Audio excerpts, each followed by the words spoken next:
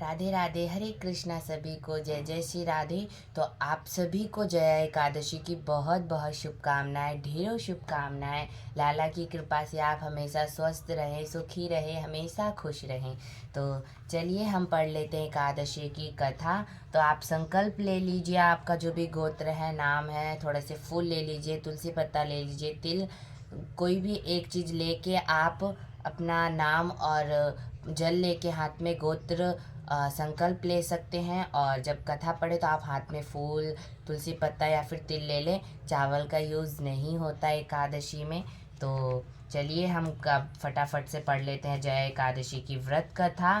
तो सभी को एकादशी की बहुत बहुत शुभकामनाएं। तो चलिए फटाफट से पढ़ते हैं कथा। हरि हरि बोल।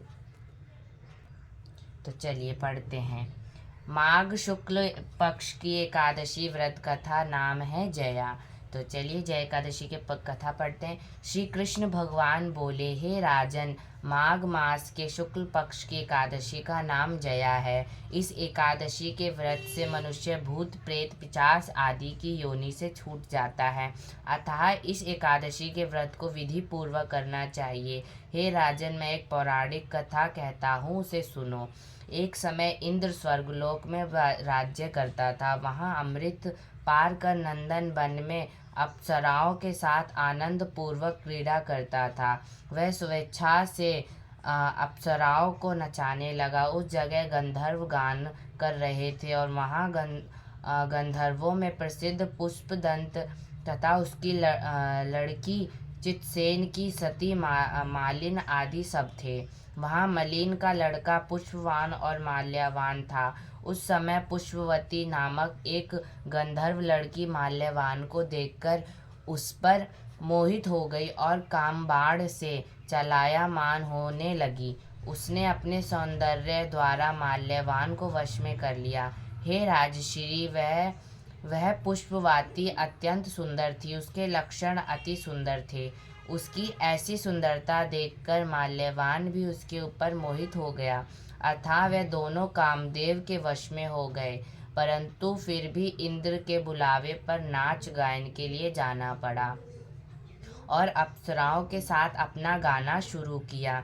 यद्यपि वे नाच गा रहे थे और कामदेव के प्रभाव से उनका मन ना लगा और अशुद्ध गाने लगे। इसके प्रभाव भृंगियों को देख इंद्र ने उनके प्रेम में समझकर लिया और श्राप दे दिया कि हे मेरी आज्ञा का उल्लंघन करने वाले मूर्खों, तुमने मेरा अपमान किया है अतः तुमको धिक्कार है। इसलिए तुम स्त्री पुरुष के रूप में मृत्युलोक में जाकर पिशाच का रूप धारण करो और अपना कर्मफल भोगो।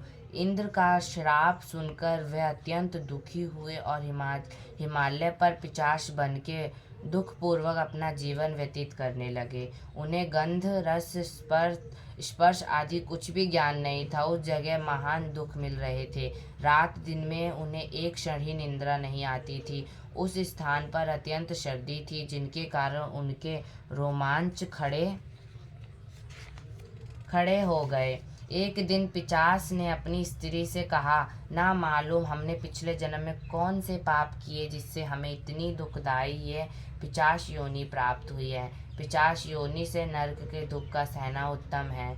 उसी तरह अनेक विचार करते हुए जीवन बिताने लगे। देव योग से एक दिन माघ मास के शुक्ल पक्ष की जया नामक एकादशी आई।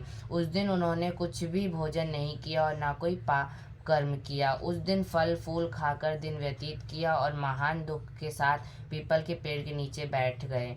उस समय सूर्य नारायण अस्ताचल को जा रहे थे। वह रात्रि ना दोनों ने एक दूसरे से सटकर बड़ी कठिनाई से काटी। दूसरे दिन सुबह होते ही भगवान के प्रभाव से उनकी पिशाच देह छूट गई और अति सुंदर देह धारण कर तथा सुंदर वस्त्र आभूषणों से अलंकृत होकर स्वर्गलोक को चले गए। उस समय आकाश में देवतागण तथा गंधर्व उनकी स्तुति करने लगे।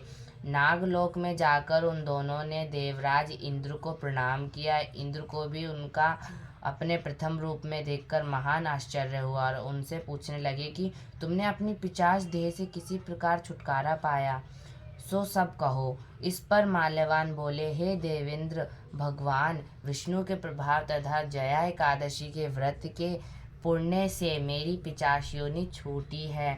इस इंद्र बोले, हे माल्यवान, एकादशी व्रत करने से तथा विष्णु के प्रभाव से तुम 50 देह छोड़कर पवित्र हो गए हो और हम लोगों के भी बंदनीय हो गए हो, क्योंकि शिव तथा विष्णु भक्त हम लोगों के वंदना करने योग्य हैं। अतः आप धन्य हैं। अतः तुम पुष्पवती के साथ विवाह करो। हे युधिष्ठिर, इस जया एकादशी का व्रत करने से समस्त क्योनि नष्ट हो जाती हैं। जिस मनुष्य ने इस एकादशी का व्रत किया उसने मानो सब तप दान यज्ञ आदि किए हैं। जो मनुष्य भक्ति पूर्वक जया एकादशी का व्रत करते हैं वे अवश्य ही सहस्त्रों वर्ष तक स्वर्ग में निवास करते हैं। तो बोलिए श्री लक्ष्मी नारायण की जय हो। हरे कृष्ण कृष्ण कृष्ण हरे हरे, हरे राम राम राम हरे हरे। तो चलिए बोलिए एकादशी महारानी की जय। तो आपने जो ये पुष्प लिए थे ये श्री हरि अपने लड्डू गोपाल जी के या राधा रानी जी या विष्णु भगवान के चरणों में अर्पित कर दीजिए। तो अब विष्णु भगवान का ध्यान करते हैं। श्रीमन नारायण नारायण नारायण, श्रीमन नारायण नारायण नारायण, भजमन नारायण नारायण नारायण, श्रीमन नारायण नारायण नारायण। बोले लक्ष्मी नारायण की, श्री हरि विष्णु भगवान की जय। बोले एकादशी महारानी की जय। जय जय श्री राधे, हरि हरि बोल। तो चलिए अब इन सारी एकादशियों के नाम ले लेते हैं।